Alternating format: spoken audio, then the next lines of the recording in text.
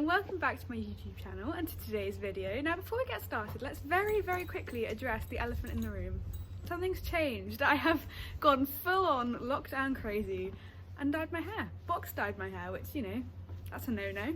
So as you can see, we've gone nice and brown on top and bleached everything underneath. But you know what? I'm actually really loving it. Probably not the best time to show it to you all and get you all to judge me for the first time because I have got really bad helmet hair. However, I'm liking it. So if you don't like it, don't let me know. If you do like it, let me know in the comments below. I'm quite liking it. Anyway, now this is not a hair and beauty channel, as you can probably tell.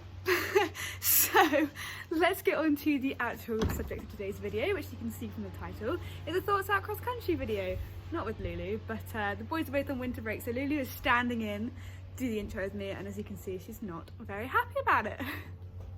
Thoughts out cross country videos are probably the second most sort of popular series on my channel after obviously eventing vlogs. That's what you're all really here for. But thoughts out cross country are really great ways to react to my cross country round, see a full round actually, which you don't even get in the eventing vlogs, and hear my thoughts about it. So I love making them just as much as you guys love seeing them. And this one is actually a bit of a first for this channel because it's the first one that features Star instead of Atty. Today we're going to be going through my round from Wellington all the way back in August with Star. I did the 105 and this was my first time doing anything higher than 100 with Star. So I was pretty nervous on this day, but I actually thought the round went pretty well, which is why I bought it, which is also worth adding because I have previously collaborated with Attribution on these videos, and I've always said how much I love Attribution and how I'd spend my own money on them. It's not just because it's sort of a sponsored video, and today proves that because this video I went and bought myself. This is not a collaboration, so if you do want to watch those ads the whole way through, we would both really appreciate that. But I just think that these videos are such great training aids, and I couldn't believe that I didn't have one with Star yet. So Star 105 Wellington all the way back in August, nice sunny weather, cast our minds back, get very jealous. I'm trying to think back to how this day was going at this point. I'm pretty sure our dressage hadn't quite gone to plan. What a shocker. I think we may have got a 37, but I'm not 100% sure. I will insert what we got on the screen here. And then the show jumping, that is my hair. That's my hair. The show jumping, he really pulled out the bag. I was pretty stressed because, like I said, it was my first time going above a metre with him, and the show jumps in a 105 can actually be 110, and he did a really nice clear round. So I was feeling a little bit better, but this was a pretty meaty track. This was a track that I actually made that then I put on TikTok and had the TikTok go viral before I jumped it, and everyone was going, oh my god, that's so scary, that's terrifying. Didn't help. But yeah, like I said at the start, I thought it was a pretty good round. So enough of me waffling. Let's just get straight on into it and enjoy. Right off the bat, I was actually really pleased with how he behaved in the start box. He can get a little bit excited before entering the start box because, let's face it, he knows exactly what's coming, but he walked into the start box really politely, not that you can necessarily see that, and then actually came out of the start box really nicely as well, nice and relaxed. Was really pleased with that. Then I held him a little bit much into the first fence just to really check he was listening, but actually it didn't work out quite how I planned. We got a little bit close, but I'd rather have that battle at the first fence, which obviously isn't a major question, get us on the same page, and then a nice stride over fence 2.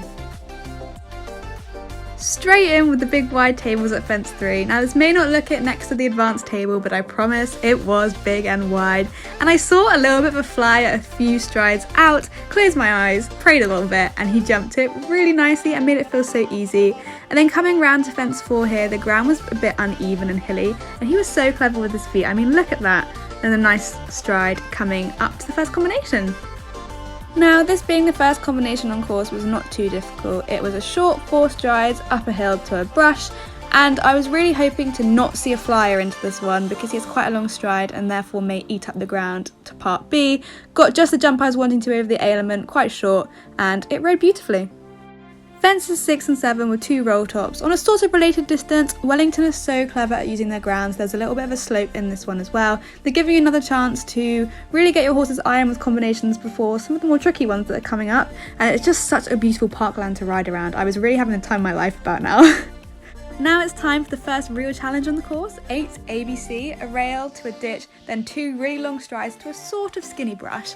Now Star usually is pretty bold over ditches. We collapsed a little bit before it, which meant that we actually really struggled to make those long 2-stride distance. So as soon as we jumped over the ditch, I was like, sit and hold and try and get that 3rd stride in. He was really clever, chipped in for me. As you can see, definitely not how I planned to ride this fence, but it just shows how important it is you're open to adapting when you're out cross country. Number 9 was a nice let-up fence, but not to be underestimated, as there was a lot going on in this field that you were jumping into, including the iconic Wellington lake that we're about to come to, so it was just about sitting back and me keeping focused on where he was looking. Yeah, some poor riding here by me. I saw a flyer, then realised a couple of strides out it probably was not a good idea to be taking such a long stride right as we're coming round to the lake, so backed out. But this was the fence I was probably most nervous about. I had absolutely no idea what Star was going to make of this jump in the lake. I needn't have worried, he did not have a problem with it.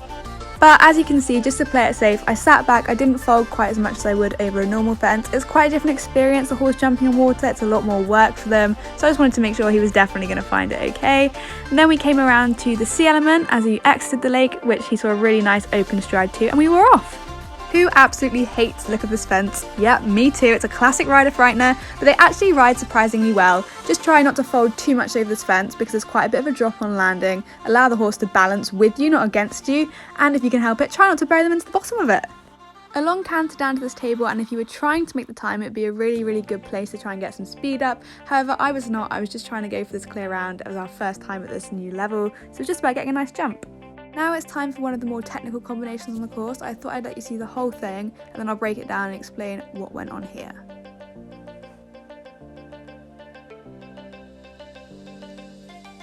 So, first of all, you had this little rail to the step down on a one very long stride, but I did not want to risk the one stride down because I thought it might make us lose control down the step and then fail to follow through to part C, which is on quite a sharp turn. So you put in a bit of a second step, angled, and managed to make that turn quite easily. And now we're moving on to the second challenge within this combination. Now between parts C and D, strided out exactly 4.5 strides. Thank you course builders, they are preparing us for that challenge, step up to novice technicality. And at this point around the course you can probably be judging what your horse is feeling like. I knew Star was not going to appreciate me holding him for a 5th stride, so instead I chose to push on for those 4 strides, which he actually made really comfortably. By this point on the course, we've definitely tackled the hardest questions. It's all about just trying to get home clear. We're coming round to the final combination of the course now. So this combination has an A, B and C element, and actually for us it did not ride particularly well. It was meant to ride as 3 strides, and as you can see, Star really ate up the ground and we actually struggled to get those 3 in, but it was too long for us to go 2, so we kind of landed from the B element in a little bit of a mess. And then landing from element B in a bit of a heap meant that it took me a split second to find my line, and then we had a bit of the opposite problem. We then struggled to make the 4 strides out, ended up chipping in for a 5th one. So really, Star coped with it very well. It's one of those unfortunate things, and there's not a whole lot we could have done once we got into that mess. But luckily at this point we are just 2 fences from home, so I was feeling alright. Star saw a really nice flyer to this one, and yeah, it's just such a nice feeling going towards the finishing flags of our first 105 together, and I was thinking, we've done the technical parts, get over that last fence, you've done it. And again, another nice stride, great way to finish the round.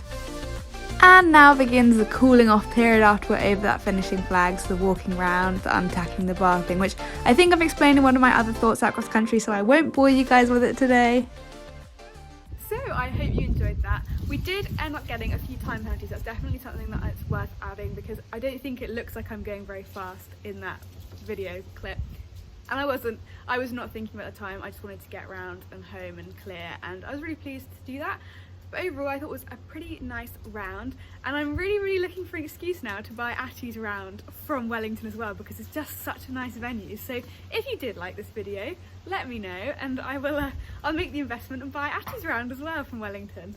But before I end this vlog, we're gonna have to change the tone a little bit because I have something to talk to you guys about. So bear with me just 1 second. Oh, this is much better. Let me see what Lily thinks of it. Yeah, you like? Yeah? Yeah. Right, I'm not going to speak with this up the whole time, but I'm going to try and keep the Santa hat on. So, Oh, maybe I'm not going to try and keep the sun down. So you guys have probably figured out from the Christmas get up that this is the final video going live on my channel ahead of Vlogmas. Now Vlogmas, I have been talking the talk, but am I going to have to walk the walk? We will find out. Weirdly, it's something I insisted all year I would absolutely not do, and then over the last few months I have been chatting about it more and more, and Lockdown 2.0 has made it a reality. Vlogmas is coming, and this is the final video before Vlogmas Day 1, which starts in a week, hopefully, if I get my editing game up on time and get this out. So, it now feels like the right time to tell you a little bit about what Vlogmas is going to look like, because it's not going to look like normal Vlogmas, because I don't think you guys want to watch 24 or even 12 videos from me, and I definitely don't want to make 24 vlogs. I struggle to make 2 a month. So 6 vlogs. So definitely make sure that you have your notification bell turned on, you are subscribed, you are ready so you don't miss any of the exciting vlogs. But also, and perhaps more excitingly, 6 giveaways over my Instagram. You absolutely will need to be following my Instagram to enter these giveaways, so make sure you are following my Instagram, which is @FlowCartOfEntering. I will put it up here now, and that way you won't miss out on anything. Basically, the vlogs are going to go up every 4 days, the 1st, the 5th, the 9th, you get the idea. And the giveaways will go up 48 hours after the vlog they're associated with. So in each vlog, you'll get a little bit of a heads up, like a little sneak peek about what you can be winning in the giveaway. You'll then have 48 hours before the giveaway goes live on my Instagram, and the giveaways will be live and open for 48 hours so you can enter. They will be UK only. Sorry about that one, guys. Most of my following is UK only, and it just makes it so much easier. If there's a lot of people who want to get involved who are outside the UK, next year I can try and sort that one out, but this year it's been a logistical nightmare enough to try and sort this all out. But I am so excited for you guys to see what I have planned. I am super duper duper grateful to the 6 brands who've got involved. There are some new faces, there are some familiar faces, some brands I've worked with before, but every brand that I'm working with this year I am super excited to be able to talk to you guys about, and there are some really cool prizes up for grabs. So definitely make sure, like I said, you're subscribed to this channel, you've got your notification bell turned on, and you're following my Instagram. That way you will not miss anything, and I'm really excited to see what you guys think of it. Hopefully this is a nice balance between something festive, nice little Vlogmas celebrations without anything too much, because I know there's a few people doing Vlogmas this year within the same sort of horsey industry, and I don't want to overbear you with videos. So I'm really excited for you guys to see that. I will see you very soon for Vlogmas Day 1. If you did like this video, don't forget to like and subscribe.